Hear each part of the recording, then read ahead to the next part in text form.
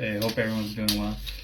Just thought I'd share maybe 3 little tips that I think might be useful when using a tape measure.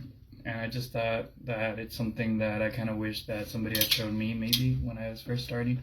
I mean, there's a good chance that many people probably already know these things, but I just thought, hey, in case it helps like one person, I thought it was interesting.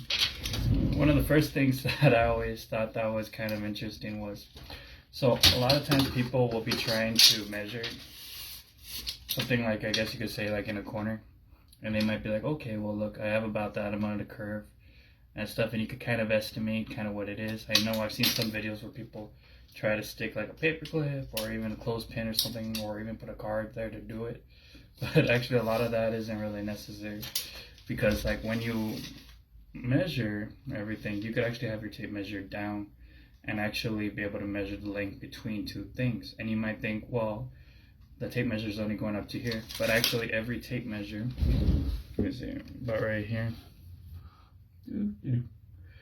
has a measurement. And actually I think I have another tape measure here. You might be able to see it. Kind of, it's kind of hard to see, but basically that measurement is actually going to be the width of your tape measure. So for instance, on this one it was 3 3/8. So let's say I measured something that was showing 4 inches.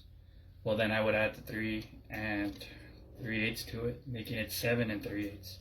So instead of me trying to guess or estimate or get all funky or try to do some weird looking type of motion, basically you could get a more accurate kind of measurement. Another thing that I always thought that was really useful was, for example, let's say you were trying to find the center of something. You might just go up and just measure it and be like, okay, for instance, on this, it'll be like maybe 5.5, right? However, there might be some times where the measurement might not be so clean, and you would actually have to try to kind of find something more exact. But something you could actually do, let me see if I had a marker, that would be perfect, but it's alright. But let's say it's like 5.5 right here. So we could see that, let me try using this marker. So then that would mean that the middle would be about 3.25 right here. Right. So actually I'm sorry. Should be 2.75. Okay. So that 2.75 will be your center point.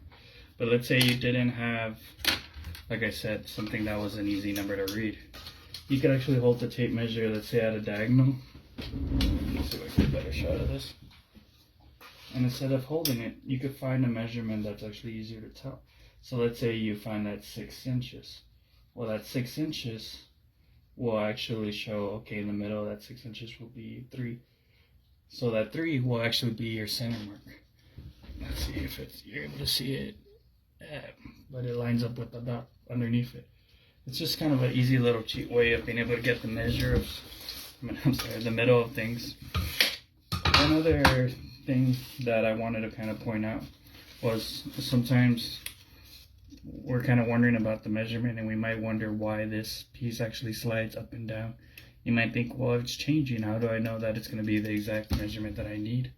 Well, the amount of space that this actually slides forward and back is actually the same thickness that you're going to have here on this top little tongue.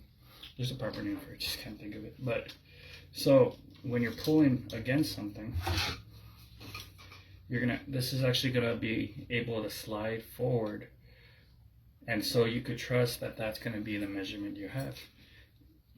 In the alternative, when you're going to be pushing against something, it's going to end up sliding back in around the same amount. So in a sense, even if you're pulling or you're pushing, you could trust that your measurement's going to be coming out the way that you need. Because of that, you're able to push. I think one other thing that I think sometimes has been useful for me, and this is just, I guess, an extra one because it's not one of the 3, but if you ever need to figure out, like, let's say right here, I know, like, yeah, you're gonna need to figure out halfways of 4 feet, but if you bring the tape measure back on itself. Let's see if you're able to see that or not.